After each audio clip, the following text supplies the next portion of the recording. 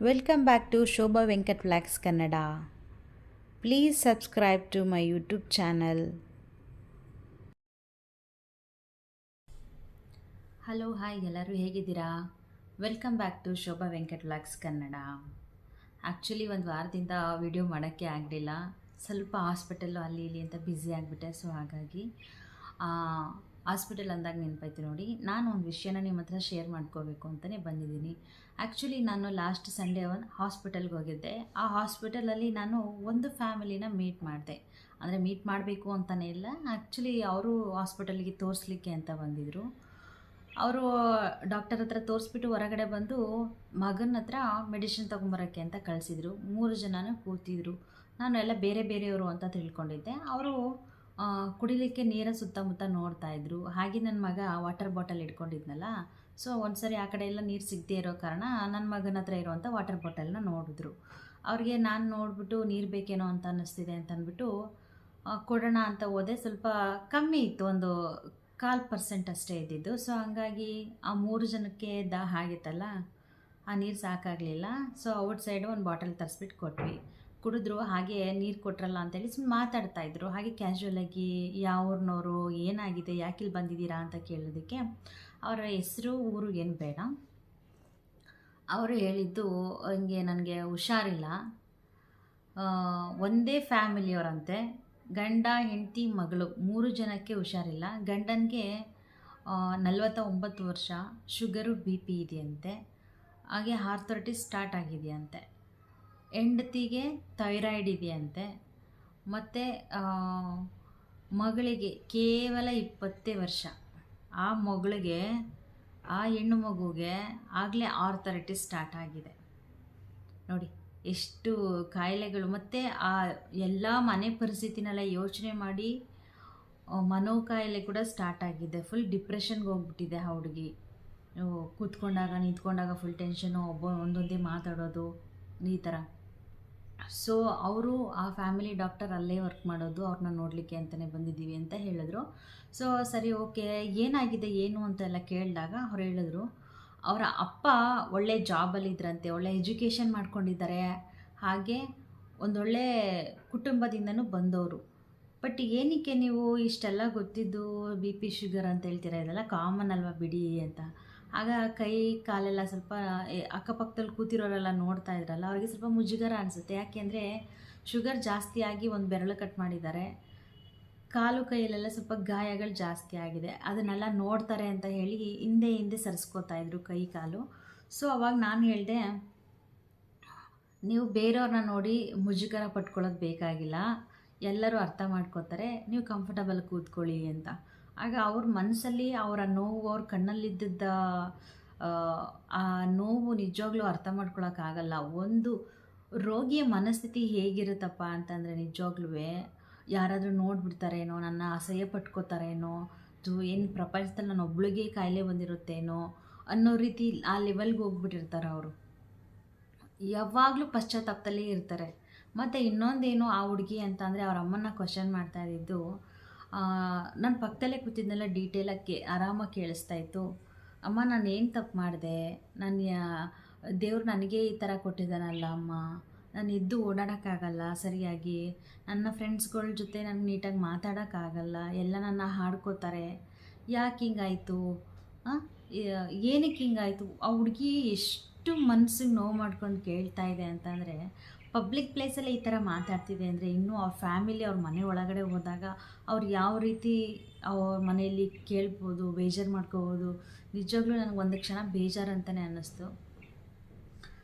ಹಾಗೆ ಅವ್ರ ಅಮ್ಮನ್ನ ಕೇಳಿದೆ, ನಿಮಗೇನಾಗಿದೆ ಅಂತ. ಅವರು ನನಗೆ ಥೈರಾಯ್ಡ್ ಇದೆ ಅಂತ ಹೇಳಿದ್ರು. ಸೊ ಅವ್ರಿಗೆ ಮಗು ಪ್ರೆಗ್ನೆನ್ಸಿಯಿಂದನೇ ಥೈರಾಯ್ಡ್ ಇತ್ತಂತೆ. ಸೊ ಅದು ಹಂಗೆ ಕಂಟಿನ್ಯೂ ಆಗಿದೆ.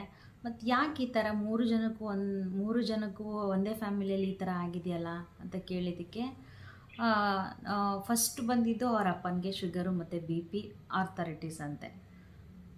ಸೊ ಅವ್ರು ಹೇಳಿದ್ರು, ಇಲ್ಲ ಕಣಮ್ಮ, ನಾವು ಕೆಲಸಕ್ಕೆ ಹೋಗ್ತಾಯಿದ್ವಿ, ಒಳ್ಳೆ ಕೆಲಸ ಇದೆ ನಮಗೆ, ಒಂದೊಳ್ಳೆ ಫ್ಯಾಮಿಲಿಯಿಂದ ಬಂದವರು, ದುಡ್ಡು ಕಾಸು ಎಲ್ಲ ಒಳ್ಳೆ ಸಂಬಳ ಇತ್ತು, ಚೆನ್ನಾಗಿದಂಥ ಲೈಫು, ನಾನು ಸಂಪಾದನೆ ಮಾಡಿದಂಥ ದುಡ್ಡು, ಹಣ, ಒಡವೆಗಳು, ಮನೆ, ಒಳ್ಳೊಳ್ಳೆ ಪ್ರಾಪರ್ಟೀಸು ಎಲ್ಲ ಚೆನ್ನಾಗಿತ್ತು. ನಮ್ಮ ಹೆಲ್ತ್ ಯಾವಾಗ ಹಾಳಾಯಿತು, ಒಂದು ಕಡೆಯಿಂದ ಎಲ್ಲ ಮಾರ್ಕೊಂಡು ಬಂದ್ವಿ ನಾವು. ತೀರಾ ಕೈಯಲ್ಲಿ ದುಡ್ಡಿಲ್ಲ ಅನ್ನೋ ಪರಿಸ್ಥಿತಿಗೆ ಬಂದುಬಿಟ್ವಿ. ನಮ್ಮ ಸಂಬಂಧಿಕರೆಲ್ಲ ನಮ್ಮನ್ನು ಬಿಟ್ಬಿಟ್ಟು ಹೋಗ್ಬಿಟ್ರು. ನೋಡು, ಇವತ್ತು ನಮಗೆ ಕರ್ಕೊಂಡು ಯಾರಾದರೂ ಸ್ವಲ್ಪ ಹಾಸ್ಪಿಟಲ್ಗೆ ಕರ್ಕೊಂಡು ಹೋಗ್ರಿ ಅಂತಂದರೆ ಯಾರು ನಮ್ಮ ಸಂಬಂಧಿಕರುಗಳು ಬರಲ್ಲ. ಎಲ್ಲಿ ನಮ್ಮನ್ನು ಸಹಾಯ ಕೇಳಿಬಿಡ್ತಾರೋ ಅಂತ ನಾವು ಕಾಲ್ ಮಾಡಿದ್ರೆ ಕಾಲ್ ಪಿಕ್ ಮಾಡೋದಿಲ್ಲ. ತುಂಬ ನೋವಾಗುತ್ತೆ. ನಮ್ಮ ಥರ ಪರಿಸ್ಥಿತಿ ಯಾರಿಗೂ ಬರಬಾರ್ದು ಅಂತ ಹೇಳಿದ್ರು. ತುಂಬ ಬೇಜಾರು ಮಾಡ್ಕೊಂಡು ಮಾತಾಡಿದ್ರು. ಸೊ ಒಂದು ಬೇಜಾರಾಗಬೇಡಿ, ಒಂದು ಮನುಷ್ಯನಿಗೆ ಇವೆಲ್ಲ ಕಾಮನ್ ಬರುತ್ತೆ. ಬಟ್ ನೀವು ಧೈರ್ಯ ಮಾಡ್ಕೋಬೇಕು. ಧೈರ್ಯದ ಇಷ್ಟು ಜನನ ನೋಡಿ ನೀವು ಬದುಕೋದು ಹೆಂಗೆ ಅಂತ ಕಲೀರಿ. ಇವಾಗ ನಿಮ್ಮವ್ರು ಯಾರು, ನಿಮ್ಮವ್ರು ಯಾರಲ್ಲ ಅಂತ ತಿಳ್ಕೊಂಡ್ರಿ ಅಲ್ವಾ ಅಂತ ಹೇಳಿದಾಗ ಅವ್ರಿಗೆ ಸ್ವಲ್ಪ ಸಮಾಧಾನ ಅನ್ನಿಸ್ತು. ಹಾಗೆ ಅವರು ನಾನು ಮಾತಾಡಿದ ರೀತಿ ಅವ್ರಿಗೆ ಏನಾಯಿತೋ ಗೊತ್ತಿಲ್ಲ, ಬಟ್ ಓಪನ್ ಮೈಂಡೆಡಲ್ಲಿ ಹೇಳ್ಕೊಂಡ್ರು. ನನಗೆ ಒಳ್ಳೆ ಕೆಲಸ ಇತ್ತು ಕಣಮ್ಮ, ಆ ಕೆಲಸ ಮಾಡ್ತಾ ಮಾಡ್ತಾ ನನಗೆ ನನ್ನ ಬಗ್ಗೆ ನಾನು ಗಮನ ಹರಿಸೋದನ್ನೇ ನಾನು ಮರ್ತುಬಿಟ್ಟೆ. ಟೈಮ್ ಸಿಗಲಿಲ್ಲ ನನಗೆ. ಟೆನ್ಷನ್, ವರ್ಕ್ ಪ್ರೆಷರ್ ಇತ್ತು, ಟೆನ್ಷನ್ ಇತ್ತು. ಸೊ ಹಂಗಾಗಿ ಅಂತ ಅಂದರು. ನೋಡಿ, ಅವ್ರಿಗೆ ಸಮಯ ಇರಲಿಲ್ಲ ಅಂತೆ. ಬಟ್ ಈಗ ಈ ಸಮಯದಲ್ಲಿ ಕೂತ್ಕೊಂಡು ತಿನ್ನಬೇಕು ಅನ್ನೋ ಟೈಮಲ್ಲಿ ಕಾಯಿಲೆಗಳು ಬಂದಿದೆ ಅಲ್ವಾ. ಸೊ ಒಳ್ಳೆ ಲೈಫ್ ಸ್ಟೈಲ್ ಮೇಂಟೈನ್ ಮಾಡ್ತಿರ್ಲಿಲ್ಲ ಅಂತೆ ಅವ್ರಿಗೆ. ಅಂದರೆ ಲೈಫ್ ಸ್ಟೈಲ್ ಬಗ್ಗೆ ಅವ್ರಿಗೆ ಅಷ್ಟು ಮೈಂಡಲ್ಲೇ ಇರಲಿಲ್ಲ ಬಿಡಿ. ಫುಲ್ಲು ವರ್ಕ್ ಪ್ರೆಷರು, ಯಾವಾಗ ಬೇಕಂದ್ರೆ ಅವಾಗ ಮನೆಗೆ ಬರೋದು, ಯಾವಾಗ ಬೇಕಂಗಂದ್ರೆ ಊಟ ಮಾಡೋದು, ಇನ್ ಟೈಮ್ ನಿದ್ರೆ ಇರಲಿಲ್ಲ, ಒಂದು ವಾಕ್ ಹೋಗಲ್ಲ, ಜಾಗ್ ಹೋಗಲ್ಲ ಇದು. ಸೊ ಇನ್ನು ಹೆಂಡ್ತಿ ವಿಷಯಕ್ಕೆ ಬಂತು ಅಂತಂದರೆ ಅವ್ರಿಗೆ ಪ್ರೆಗ್ನೆಂಟಲ್ಲೇ ಥೈರಾಯ್ಡ್ ಇತ್ತಂತೆ. ಸೊ ಹಾಗಾಗಿ ಮಕ್ಕಳನ್ನ ನೋಡ್ಕೋಬೇಕು, ಮನೆ ಕೆಲಸಗಳನ್ನ ಮಾಡ್ಕೋಬೇಕು, ಬಂದ ರಿಲೇಷನ್ಸ್ಗಳನ್ನ ನೋಡ್ಕೋಬೇಕು, ಮನೆ ತುಂಬ ಜನ ಜಾಸ್ತಿ, ನೆಂಟರುಗಳು ಜಾಸ್ತಿ, ಅವ್ರನ್ನ ಕೇರ್ ಮಾಡೋದ್ರಲ್ಲಿ ನಾನು ನನ್ನನ್ನೇ ಮರ್ತುಬಿಟ್ಟೆ. ಇವಾಗ ನನಗೆ ಈ ಪರಿಸ್ಥಿತಿ ಬಂದಿದೆ. ನನ್ನ ಮಗಳೂ ಕೂಡ ನಾನು ನೋಡ್ಕೊಳ್ಳೋ ಅಷ್ಟು ಟೈಮ್ ಇರಲಿಲ್ಲ. 22 ವರ್ಷದ ಮಗಳು, ಅವಳಿಗೆ ಮದುವೆ ವಯಸ್ಸು ಬಂತು. ಈ ಪರಿಸ್ಥಿತಿಯಲ್ಲಿ ಯಾರಪ್ಪ ಮದುವೆ ಆಗ್ತಾರೆ? ಲೈಫ್ ಲಾಂಗ್ ನಾವು ಹಸ್ಬೆಂಡ್ ಆ್ಯಂಡ್ ವೈಫ್ ತೀರ್ಕೊಂಡ್ಮೇಲೆ ನನ್ನ ಮಗಳನ್ನ ನೋಡ್ಕೋತಾನ? ಅವ್ರ ಮದುವೆ ಆದಮೇಲೆ ಅವ್ರ ಜೀವನ ನೋಡ್ಕೊತಾರೆ ಅಂತ ಅವರು ಒಂದು ಕಡೆ ಹೇಳ್ತಾ ಕೂತಿದ್ರು. ಅಳ್ಬೇಡಿ, ಏನಾದರೂ ಒಂದು ಆಗುತ್ತೆ, ನಿಮ್ಗೆ ಇನ್ನೂ ಟೈಮ್ ಇದೆ, ಒಳ್ಳೆ ಲೈಫ್ ಸ್ಟೈಲ್ನ ಅಭ್ಯಾಸ ಮಾಡ್ಕೊಳ್ಳಿ ಅಂತ ಎಲ್ಲ ಹೇಳಿದೆ. ಆ್ಯಕ್ಚುಲಿ ಮತ್ತು ಅಷ್ಟೆಲ್ಲ ಹೇಳಿದ ಮೇಲೆ ಅವರ ಮಗ ಬಂದುಬಿಟ್ಟು ಮೆಡಿಷನ್ ಎಲ್ಲ ಕೊಟ್ಬಿಟ್ಟು ಕರ್ಕೊಂಡು ಹೋದರು. ಮೆಡಿಷನ್ ಎಲ್ಲ ತೊಗೊಂಡು ಬಂದುಬಿಟ್ಟು ನೆಕ್ಸ್ಟು ನಾವು ಡಾಕ್ಟರ್ ಫಾಲೋ ಅಪ್ ಇತ್ತಲ್ಲ, ಸೊ ಹಂಗಾಗಿ ನಾವು ಹೋದ್ವಿ. ಆ ಡಾಕ್ಟರ್ ಹತ್ರ ನಾನು ಕೇಳಿದೆ, ಡಾಕ್ಟರ್ ಏನಾಗಿದೆ, ಯಾಕೆ ಆ 3 ಜನಕ್ಕೂ ಈ ಥರ ಇದಾಗಿದೆ ಅಂತೆಲ್ಲ. ಮತ್ತು ಇನ್ನೊಂದು, ನನಗೆ ಈ ಶುಗರು, BP ಮತ್ತು ಈ ಕಾಯಿಲೆಗಳು ಇವ್ರು ಹೇಳ್ತಿದ್ದಾರಲ್ಲ, ಅದು ನಿಜವಾಗ್ಲೂ ತುಂಬ ದೊಡ್ಡ ದೊಡ್ಡ ಕಾಯಿಲೆಗಳ, ಏನಾಗುತ್ತೆ ನನಗೆ ಅದ್ರ ಬಗ್ಗೆ ವಿಷಯ ಗೊತ್ತಿಲ್ಲ, ಸ್ವಲ್ಪ ಹೇಳ್ಕೊಡ್ತೀರಾ ಅಂತ. ಆ ಪರಿಚಯ ಇರೋ ಡಾಕ್ಟ್ರಲ್ಲ, ಸೊ ಹಂಗಾಗಿ ಹೇಳ್ತೀನಿ ಬನ್ನಿ ಅಂತ. ನನ್ನ ಮಗ ನೋಡಿ, ನನ್ನ ಮಗನ ಮಲಗಿಸ್ಕೊಂಡು ವೀಡಿಯೋ ಮಾಡ್ತಾಯಿದ್ದೀನಿ.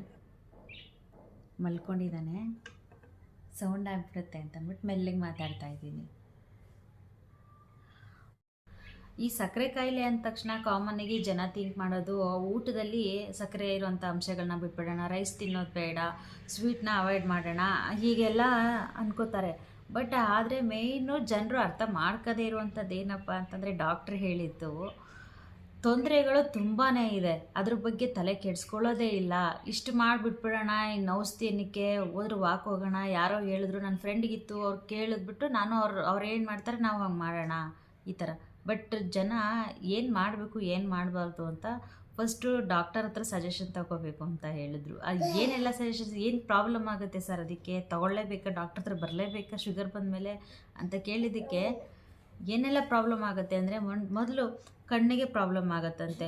ಕಣ್ಣು ಮಂಜಾಗುವಂಥದ್ದು, ಕಣ್ಣು ಕಾಣಿಸ್ದೇ ಇರುವಂಥದ್ದು, ತುಂಬ ಜಾಸ್ತಿ ಶುಗರ್ ಇತ್ತು ಅಂತಂದರೆ ಕಣ್ಣು ಕಾಣಿಸೋದೇ ಇಲ್ವಂತೆ. ಹಾಗೆ ಕೈಕಾಲು ಜೂಮ್ ಹಿಡಿಯುವಂಥದ್ದು, ಮತ್ತು ಇದರಿಂದ ಬ್ರೈನ್ ಸ್ಟ್ರೋಕ್ ಆಗೋ ಚಾನ್ಸಸ್ ಇದೆಯಂತೆ, ಮತ್ತು ಹಾರ್ಟ್ ಅಟ್ಯಾಕ್ ಆಗುವಂಥ ಚಾನ್ಸಸ್ ಇದೆಯಂತೆ, ಕಿಡ್ನಿ ಫೇಲ್ಯೂರ್ ಆಗುವಂಥ ಚಾನ್ಸಸ್ ಇದೆಯಂತೆ. ಈ ಸಣ್ಣ ಪುಟ್ಟ ಗಾಯಗಳೇನಾದರೂ ಅಕಸ್ಮಾತಾಗಿ ಆಯಿತು ಅಂತಂದರೆ ಅದು ದೊಡ್ಡದಾಗಿ ಗ್ಯಾಂಗ್ರೀನ್ ಆಗುವಂಥ ಚಾನ್ಸಸ್ ಕೂಡ ಇದೆಯಂತೆ. ಸೊ ಯಾಮಾರಿದ್ರೆ ಮನುಷ್ಯನೇ ತನ್ನ ಅಂಗಾಂಗಗಳ ವೈಫಲ್ಯ ಆಗುವಂಥ ಚಾನ್ಸಸ್ ಇದೆಯಂತೆ. ಈ ಒಂದು ರೋಗದಿಂದ ಅನೇಕ ರೋಗಗಳು ಮತ್ತು ವ್ಯಕ್ತಿಯಲ್ಲಿರುವಂಥ ಕಾನ್ಫಿಡೆನ್ಸ್ನೇ ಸಾಯಿಸಿಬಿಡುತ್ತೆ ಅಂತ ಹೇಳಿದ್ರು ಡಾಕ್ಟ್ರು. ಬಿ ಪಿ ಬಗ್ಗೆ ಅಂತ ಅಂದರೆ, ಮೇಲ್ನೋಟಕ್ಕೆ ಯಾವುದೇ ಥರ ಅದ್ರ ಸಿಂಪ್ಟಮ್ಸ್ ಕಾಣಿಸ್ತೇ ಇದ್ರೂ ಒಳಗಡೆ ಅದನ್ನು ಸೈಲೆಂಟ್ ಕಿಲ್ಲರ್ ಅಂತಲೇ ಹೇಳ್ಬೋದು. ದೇಹದ ಒಳಗಡೆ ಇರುವಂಥ ದೇಹದ ಉಷ್ಣಾಂಶವನ್ನೇ ಉಲ್ಟಾ ಪಲ್ಟಾ ಮಾಡ್ಬೋದು. ಹಾಗೆಯೇ ಎದೆ ಬಡಿತವನ್ನು ಹೆಚ್ಚು ಮಾಡ್ಬೋದು, ಜಾಸ್ತಿನೂ ಮಾಡ್ಬೋದು, ಕಮ್ಮಿನೂ ಮಾಡ್ಬೋದು.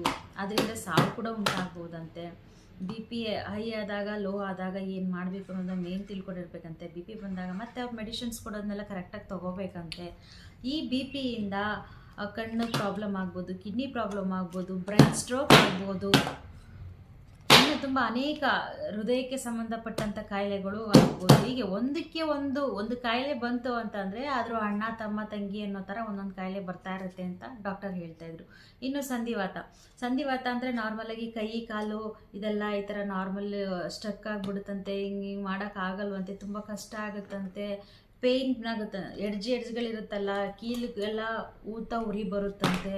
ಈ ಥರ ಸಿಮ್ಟಮ್ಸ್ ಎಲ್ಲ ತುಂಬ ಈ ಥೈರಾಯ್ಡ್ಗಳು ಬಂತು ಅಂತಂದರೆ ಮೇಯ್ನು ಹಾರ್ಮೋನಲ್ ಇನ್ಬ್ಯಾಲೆನ್ಸ್ ಆಗುತ್ತೆ. ಈ ಹಾರ್ಮೋನಲ್ ಇನ್ಬ್ಯಾಲೆನ್ಸ್ ಆದಾಗ ನಮ್ಮ ಮನಸ್ಥಿತಿ ಕುಗ್ಗುತ್ತೆ, ಖಿನ್ನತೆಗೆ ಹೋಗ್ತೀವಿ. ನಮ್ಮ ಬಾಡಿಯಲ್ಲೆಲ್ಲ ಏನಕ್ಕೆ ಚೇಂಜಸ್ ಆಗುತ್ತೆ ಅಂತ ಅಂದರೆ ನಮ್ಮ ಹೇರ್ ಫಾಲ್ ಆಗುವಂಥ ಚಾನ್ಸಸ್ ಇರುತ್ತೆ, ಡ್ರೈ ಸ್ಕಿನ್ ಆಗುವಂಥ ಚಾನ್ಸಸ್ ಇರುತ್ತೆ, ಮತ್ತು ಕ್ರ್ಯಾಕ್ ಆಗುವಂಥ ಚಾನ್ಸಸ್ ಇರುತ್ತೆ. ಮೇಯ್ನು ಹೆಣ್ಣು ಮಕ್ಕಳಲ್ಲಿ ಪೀರಿಯಡ್ ಮಿಸ್ ಆಗುವಂಥ ಚಾನ್ಸಸ್ ಆಗುತ್ತೆ. ಮದುವೆಗೆ ಮುಂಚೆ ಇಂದೇನಾದರೂ ಥೈರಾಯ್ಡ್ ಪ್ರಾಬ್ಲಮ್ ಇದೆ ಅಂತ ಅಂದರೆ ಅವರಿಗೆ ಮದುವೆ ಆದಮೇಲೆ ಮಕ್ಕಳಾಗುವಂಥ ಚಾನ್ಸಸ್ ಕಮ್ಮಿ ಇರುತ್ತೆ. ಮತ್ತು ವೆಯ್ಟ್ ಗೇನ್ ಆಗ್ತಾರಂತೆ, ಅನ್ನೆಸರಿ ಹೇರ್ ಎಲ್ಲ ಮುಖದ ಮೇಲೆ ಮೀಸೆ ಟೈಪ್ ಎಲ್ಲ ಬರುತ್ತಂತೆ, ಗಡ್ಡೆ ಟೈಪ್ ಎಲ್ಲ ಬರುತ್ತಂತೆ, ಹೇರ್ ಜಾಸ್ತಿ ಬೆಳ್ಕೊಳ್ಳುತ್ತಂತೆ ಮುಖದ ಮೇಲೆ. ಇನ್ನೂ ತುಂಬ ಇದೆ. ತುಂಬ ಎಲ್ಲ ಹೇಳ್ತಾ ಕೂತ್ಕೊಳ್ಳೋಕ್ಕಾಗಲ್ಲ ಅಂತಂದರು ಡಾಕ್ಟ್ರು. ಅಟ್ಲೀಸ್ಟ್ ಇಷ್ಟಾದ್ರೂ ಇನ್ಫಾರ್ಮೇಷನ್ ಕೊಟ್ಟಿದ್ದಾರಲ್ಲ, ನಮ್ಮ ಆರೋಗ್ಯದ ಬಗ್ಗೆ ಇಷ್ಟಾದ್ರೂ ಡೀಟೇಲ್ಸ್ ಕೊಟ್ರಲ್ಲ ಅಂತ ಖುಷಿ ಆಯಿತು. ನಮ್ಮ ಆರೋಗ್ಯಕ್ಕಾದರೂ ನಾವು ಬೆಲೆ ಕೊಟ್ಟು, ನಮಗೆ ಅಂತ ನಾವು ಟೈಮ್ ಕೊಟ್ಟು ನಮ್ಮ ಆರೋಗ್ಯನ ನಾವು ಕಾಪಾಡ್ಕೊಳ್ಳೋಣ. ದಯವಿಟ್ಟು ಎಲ್ಲರೂ ನಿಮ್ಮ ಆರೋಗ್ಯದ ಮೇಲೆ ಕಾಳಜಿ ವಹಿಸಿ. ಸಮಯ ಇಲ್ಲ ಅಂತ ಕೂರಬೇಡಿ. ದುಡಿಯೋ ಟೈಮಲ್ಲಿ ನಾವು ಸಮಯ ಇಲ್ಲ, ನಮಗೋಸ್ಕರ ನಾವು ಟೈಮ್ ಕೊಡೋಕ್ಕಾಗಲ್ಲ ಅಂತಂದರೆ ನಮ್ಮ ಕೊನೆಗಾಲದಲ್ಲಿ ನಾವು ಕೂತ್ಕೊಂಡು ತಿನ್ನೋ ಕಾಲದಲ್ಲಿ ನಮಗೆ ಕಾಯಿಲೆಗಳೇ ಇರುತ್ತೆ, ನೆಮ್ಮದಿಯಾದ ಜೀವನ ಸಿಗೋದಿಲ್ಲ. ದಯವಿಟ್ಟು ಒಳ್ಳೆ ಲೈಫ್ ಸ್ಟೈಲ್ನ ಮಾಡಿ. ಈ ಲೈಫ್ ಸ್ಟೈಲ್ ಬಗ್ಗೆ ನೆಕ್ಸ್ಟ್ ವಿಡಿಯೋದಲ್ಲಿ ಹಾಕ್ತೀನಿ. ಈ ವಿಡಿಯೋ ಇಷ್ಟ ಆಗಿತ್ತು ಅಂತಂದರೆ ದಯವಿಟ್ಟು ಸಬ್ಸ್ಕ್ರೈಬ್ ಮಾಡಿ. ಹಾಗೆ ಯಾರೆಲ್ಲ ಮೊದಲನೇ ಸಾರಿ ನನ್ನ ವಿಡಿಯೋ ನೋಡ್ತಾ ಇದ್ದೀರಾ ನೀವೆಲ್ಲರೂ ನನ್ನ ಚಾನಲ್ನ ಸಬ್ಸ್ಕ್ರೈಬ್ ಮಾಡಿ. ಈಗಾಗಲೇ ಚಾನಲ್ನ ಸಬ್ಸ್ಕ್ರೈಬ್ ಮಾಡಿರೋಂಥರಲ್ಲ ನನ್ನ ಕುಟುಂಬದವರು, ಇವರಿಗೆಲ್ಲ ತುಂಬ ಹೃದಯದಿಂದ ಥ್ಯಾಂಕ್ಸ್ ಹೇಳ್ತೀನಿ. ಲೈಕ್ ಮಾಡಿ, ಬೇರೆಯವ್ರಿಗೆ ಶೇರ್ ಮಾಡ್ತೀರಿ, ಮತ್ತು ಇನ್ನೊಂದು ಇನ್ಫಾರ್ಮೇಟಿವ್ ಆಗಿರುವಂಥ ವಿಡಿಯೋ ಜೊತೆ. ಥ್ಯಾಂಕ್ ಯು, ನಮಸ್ತೆ. ಲೈಕ್ ಮಾಡಿ, ಶೇರ್ ಮಾಡಿ, ಹಾಗೆ ಸಬ್ಸ್ಕ್ರೈಬ್ ಮಾಡೋದನ್ನು ಮರಿಬೇಡಿ. Thank you for watching.